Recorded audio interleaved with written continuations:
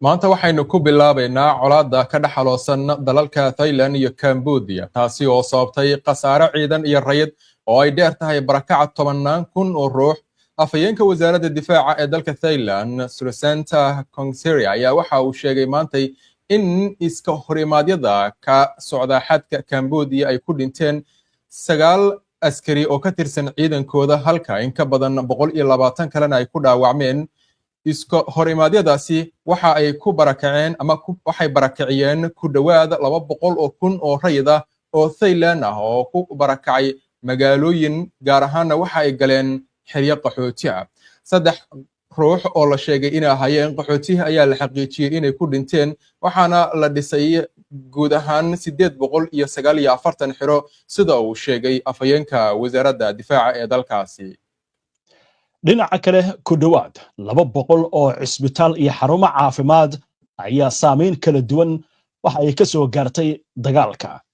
taliska aagga ciidanka labaad ee Thailand ayaa qoraal ay ku daabaceen baraha bulshada waxay ku sheegeen in dagaalku weli uu socdo iyadoo ciidamada Cambodia weerar ay ka geysanayaan goobo badan oo ka tirsan gobolada Ubon,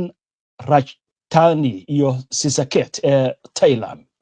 markaana dagaalka Ruushka iyo Ukraine, wasaaradda difaaca ee Ruushka ayaa sheegtay in Ukraine ay qaaday weerar ballaaran oo loo adeegsaday drones xalay iyada oo difaacyada cirka Ruushka ay soo rideen ugu yaraan 287 drones ah oo dhowr gobol oo dalkaasi ah, taasi oo taradii ugu badnayd hal habeen tan iyo markii dagaalku bilowday ku dhawaad 4 sano ka hor. wasaaraddu waxay sheegtay in 40 drones ah laga soo riday gobolka Moscow halka 118 kalena la burburiyay oo lagu burburiyay Pryansky. mas'uuliyiinta Ruushka ayaa sidoo kale sheegay in 32 drones ah oo ku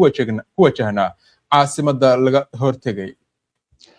weeraradu waxay ku qasbeen in si ku meel gaar ah loo xadido hawlihii duulimaadyada 4 garoon oo waaweyn oo ku yaal magaalada Moscow ee caasimadda, taasi oo keentay dib u dhacyo iyo joojinta duulimaadyo loo leexiyay garoomo kale sida ay sheegtay hay'adda duulista dalka Ruushka ee Razvastia. weerarkan waxa uu imaanayaa iyadoo Ukraine ay kordhinayso hawlgallada dhanka droneska ee lagu carqaladeynayo ilaha Ruushka u adeegsanayo dagaalka. Arbacadii mas'uuliyiinta Ukraine waxa ay sheegeen in howlgal badeed oo wadajir ay u fuliyeen ay waxyeello ay ku gaarsiiyeen mid ka mid ah maraakiibta shidaalka qaada ee Ruushka, weerarkii saddexaad oo noociisa ah 2 toddobaad gudahooda. korarka weeraradan ayaa daba socda markii Ukraine ay Mareykanka ay u bandhigtay istiraatiijiyadeeda cusub ee military iyada oo dhanka kale ay sii socdaan weerarada joogtada ah ee Ruushku uu ka geysanayo gudaha Ukraine. waa hagaag wixii wara ee arrimahan ay ku soo kordha barnaamijyadeena dambe ama intaynu barnaamijka ku jirno ayaan idinkugu soo gudbin doonaa haddii aan la idmo. markan aynu qooraansanno colaadda iyo xiisadda ka dhex aloosan Mareykanka iyo Venezuela. dowladda waddanka Venezuela ayaa ku eedeysay Mareykanka in uu sameeyay xatooyo cad kadib markii howlgal Mareykanku ay ku qabsadeen markab shidaal oo cunaqabatayn ay saaran tahay oo ku sugnaa xeebaha Venezuela. warka soo baxay dowladda Venezuela ayaa lagu sheegay inay si buuxda uga go'an tahay difaacidda madax banaanideeda, hantideeda iyo karaamada qaranka, waxayna ballan qaaday in arrintaasi ay gaarsiin doonto hay'adaha caalamiga ah.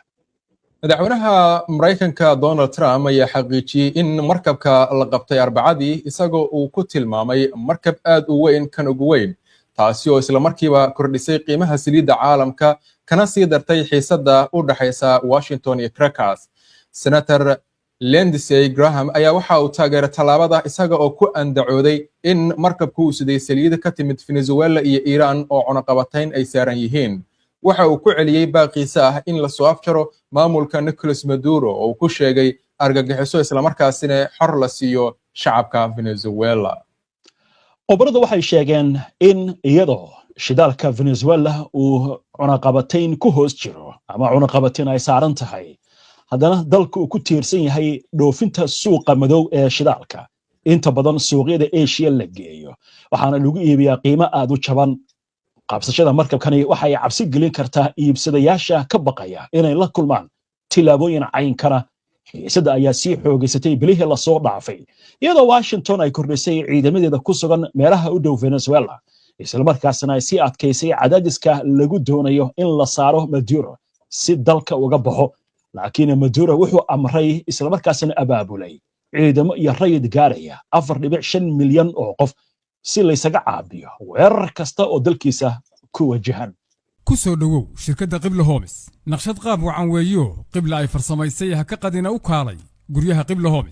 Homes waxay kugu diyaarisay Nairobi South Sea iyo Mombasa Nyali apartments iyo villas ka kooban 5 4 iyo 2 bedrooms oo duplex ah iyo sidoo kale 4 3 2 iyo 1 bedrooms oo caadi ah guryaha qaar waxa ay leeyihiin qolka shaqaalaha dhismayaasha Qibla Homes waa Turkish style casri ah waxaana loo dhammaystiray wax kasta